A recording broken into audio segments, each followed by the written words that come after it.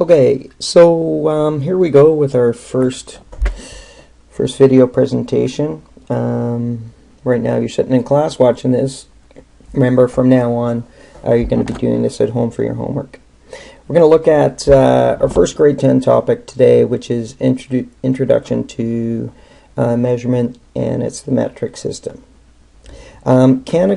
Canada's official measurement system is the SI system, and what the SI system stands for is the Système International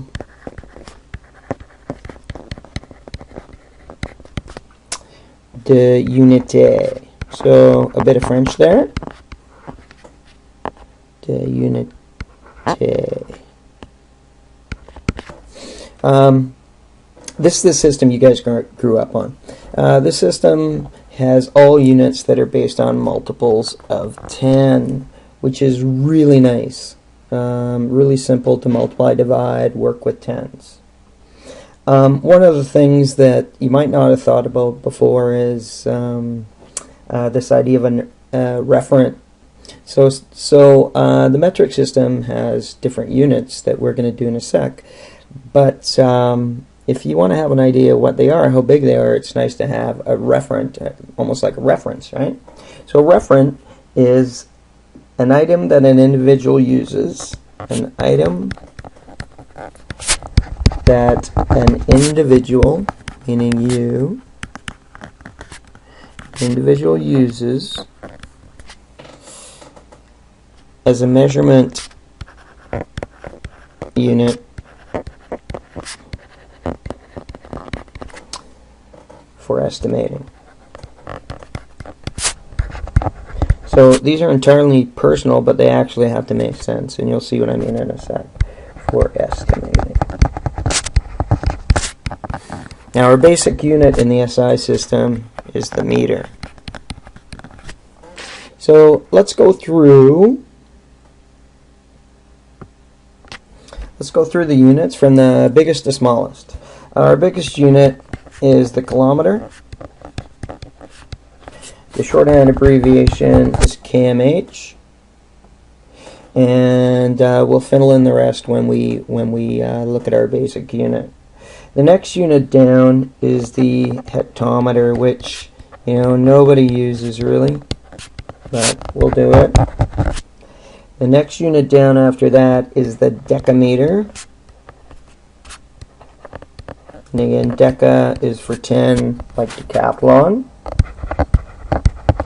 Then we have our basic unit, the meter.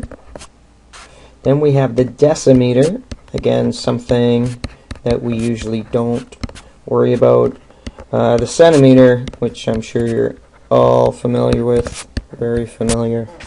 And then finally, millimeter.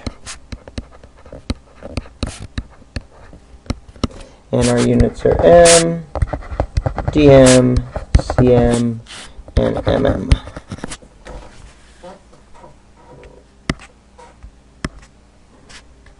and mm. Okay, so if our meter is our basic unit, our multiplying factor is just 1.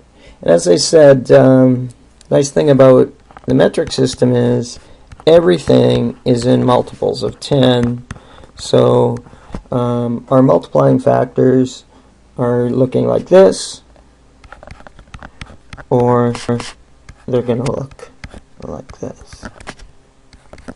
And what this basically means is, for example, with millimeter, 1 millimeter is 1,000th of a meter. When we talk about a kilometer, 1 kilometer is 1,000 times as big as a meter.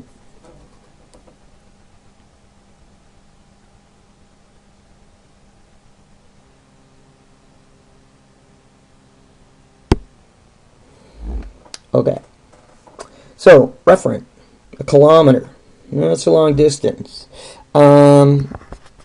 Maybe what I think of is if you walk 10 city blocks. Maybe a meter would have been the better one to start off with. If you look in your bedroom or any doorway, the height of a doorknob is about a meter off the ground. Again, it's nothing perfect. A centimeter. Well, width of a finger is about a centimeter. A millimeter. Well, millimeter is really tiny. And a dime, 10 cents, is about that. And a hectometer, which is a real funny one that nobody thinks of. Well, really, that's like the straight part of a track, a racing track, like the one outside that you guys run on. Straight part of a track. Now again, what a referent is, it helps you get an idea how big a particular unit is, and when we look at appropriate units, it helps you decide on what a good unit would be. So for instance, we wouldn't measure the height of a tree in millimeters. We might probably use meters, I would hope. Okay, so let's look at a few measuring tools. Here's a quick little picture of a part of a ruler, and on top it's metric, and on the bottom it's imperial, and in the next few classes we'll go over imperial. But the kind of measuring tools that I'm sure you guys know are rulers, maybe a meter stick, maybe a measuring tape. It's a bit longer. Again, back to the running track. Trundle wheels are used when you want to measure maybe distances a bit longer. So just have if you don't know what a trundle wheel looks at, just have a quick look at Google it. Whatever measuring device you're using, you have to be really careful about the particular scale. So again, regardless of your measuring device, what we want to do is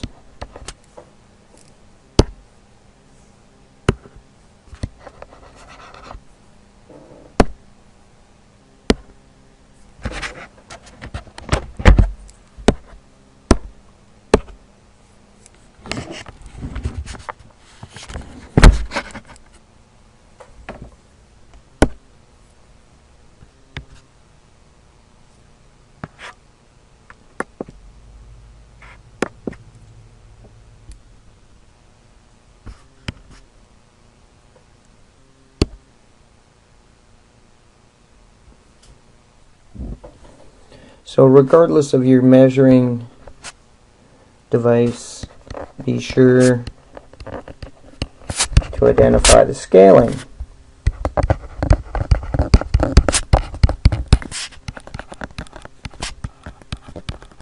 So if we look on the the metric, the SI measurements to this picture on the right, we're going to see centimeters, and centimeters are represented by the digits 0 to 1, 1 to 2, 2 to 3, and so on. It is not those finer divisions. Okay, so again, I'm sure you guys have all done measuring with rulers and things like that, and you really need to be able to do it. Meter sticks are no different, measuring tapes are no different. We're not really going to have to worry about trundle wheels other than have an idea what they are. Okay, flip over to the back side of your notes. Now, one of the things we're going to do in grade 10 that you do have to be aware of is this thing called a vernier caliper. There's a picture of the vernier caliper, and you're going to have an opportunity to mess around with them in class for a little bit. This particular one here is both metric and imperial, and we're only going to have to worry about the metric using a metric caliper and understanding how to use them. Calipers are not good for measuring big things, obviously, because they're not much bigger actually than this one. So they're good for measuring smaller things, and they are way more accurate. than a ruler. So a ruler, say a ruler, you might be able to get down to the nearest millimeter. Well, with a vernier caliper, you can get down further.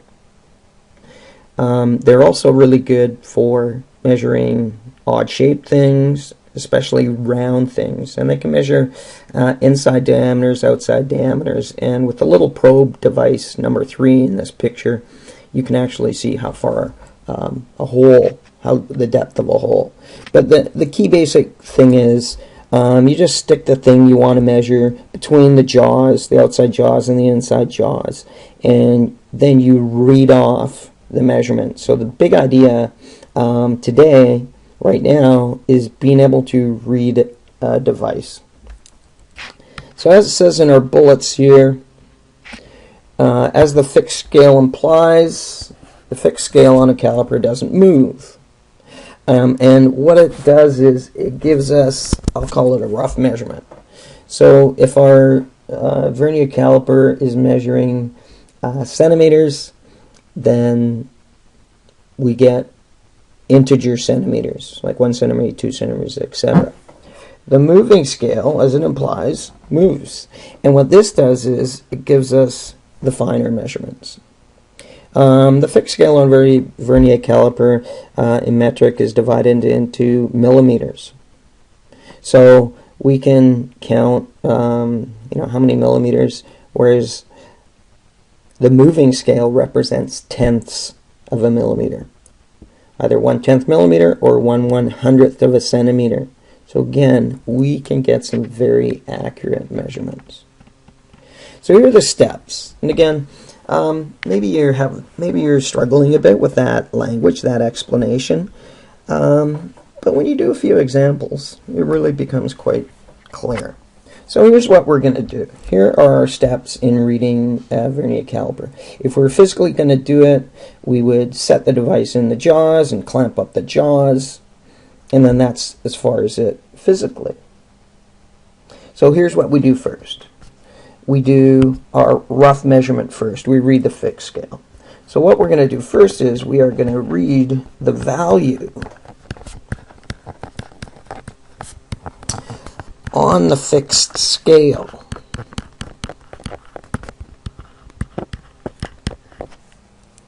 That is located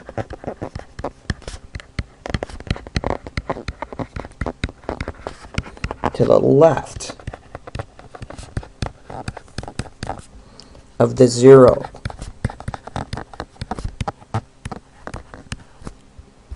on the moving scale.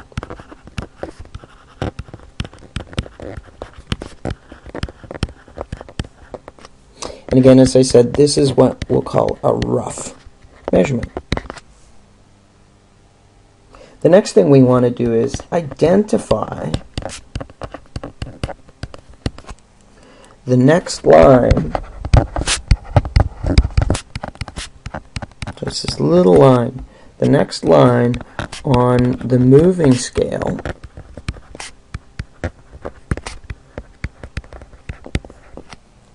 that aligns best. So aligns, lines up. That aligns best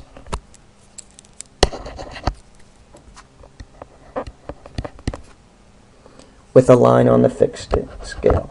With a line on the fixed scale.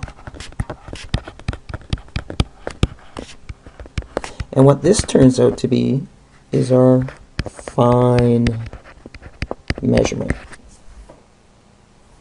And to get the answer, like, how big, or what's the measurement, we simply add these two together.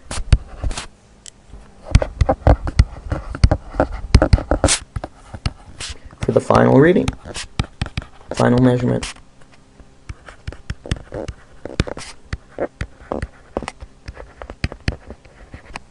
Okay, so again, maybe a bit confusing, but let's just look at a couple of examples.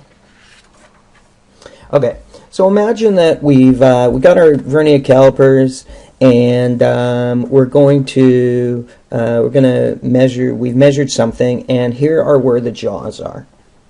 So again, we're going to go through basically our 3 steps to get our final measurement.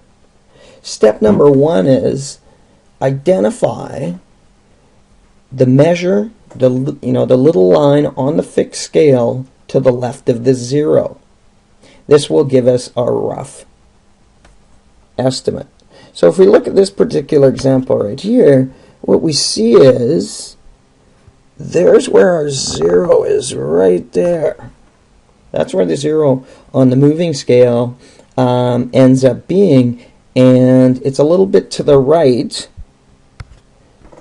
of this here. And what that says is that the object we measured is bigger than 15 millimeters and smaller than 16. It's in between 15 and 16. So that's what I mean by our rough measure. So this thing right here, given that our micrometer is measuring millimeters, we'd say that this thing is 15 millimeters big. But again, it's more than 15 and less than 16. And then step number 2 then would become, okay, looking at all of these little marks on the moving scale, the 1, the 2, the 3, the 4, and all along, which one of those ones lines up the best with one of the little marks on the fixed scale? And if you just eyeball it, and there's always one really good one, and you might be able to argue for a couple, but it really looks like this one right here lines up perfect. And what that does is it's given us our fine measurement. So step number 2 is getting our fine measurement. And finally, given that we have a rough and fine measurement, what we can then do is just combine these two, and we can get a measure of something that a ruler would not have been able to do. So in this particular example, I'm going to say whatever that thing we measured is going to be 15.4 millimeters, given that this caliper is a millimeter caliper. Okay, let's have a look at another example then. Again, so we have this idea of we got to figure out where the rough is, where the fine is, and then put these two things together and we can get a really good estimate. So again, we really look for where is our 0 lining up, and our 0 is lining up between the 19 and the 20. So our rough measurement is going to be, well, I know that this thing is at least 19 millimeters, a little bit more. Then what we want to do is we want to figure out, well, with the fixed scale and the moving scale, where they line up the best. And for me, it looks to be about right there, that pair right there. And that is the 6 spacing, and each one of those spacings represents 0.1 millimeters. And when we finally put the rough and the fine together, we get our actual measurement of 19.6 millimeters. So again, I'm hoping this is really quite straightforward. You might not have seen these measuring devices before, but they're really easy to use. And again, the main thing is being able to understand the steps in reading it and what's actually happening. So to summarize for today then, a couple of key ideas. First key idea being that with respect to our introduction to scientific or introduction to the metric system, well, it's really important that you know your metric units, kilometer, meter, etc. And it's also really important that you have a referent that for each one of those units makes sense to you, so you get a sense of how big, how small. We know a millimeter is really small, and we know a kilometer is really big, and that might be enough, but it might be better to actually get a physical interpretation. And the other important thing that is from today's lesson is know how to use and read a ruler, which we didn't spend a lot of time on, but I think you have lots of experience, and a vernier caliper.